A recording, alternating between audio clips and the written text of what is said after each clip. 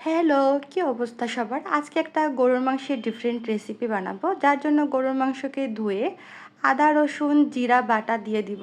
ধনে গুঁড়া, গরম মশলার গুঁড়া, মাংসের মশলা, মরিচের গুঁড়া, হলুদের গুঁড়া সব কিছু দিয়ে আমি হাত দিয়ে খুব সুন্দর করে মেখে নিব।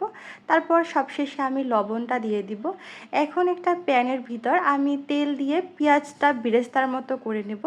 আমি পুরোপুরি বেরেস্তা করব না। তারপর আমি দারচিনি আর এলাচি দিয়ে দিব। এইভাবে পেঁয়াজটা বেরেস্তার মতো করলে তাহলে মাংসটার কালারটা খুব সুন্দর আসে। এরপর বেরেস্তার মতো হয়ে গেলে আমি মাংসটা দিয়ে দিব। মাংসটা দিয়ে দেওয়ার পরে আমি অনেকক্ষণ সময় নিয়ে এটাকে কষিয়ে নেব। এরপর হাফ কাপ দুধের সাথে আমি বাদাম ব্লেন্ড করে রেখেছিলাম সেই মিশ্রণটা দিয়ে দিব। আর এটা দিলে মাংসটা একটু ডিফারেন্ট স্বাদের হয়, আপনারা করে দেখবেন।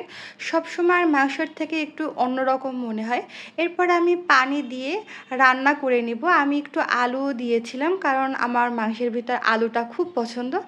এখন সব শেষে আমি মাংসটা তুলে নিব। তারপর উপর থেকে আমি হালকা ভাজা জিরার গুঁড়া দিয়ে দিব।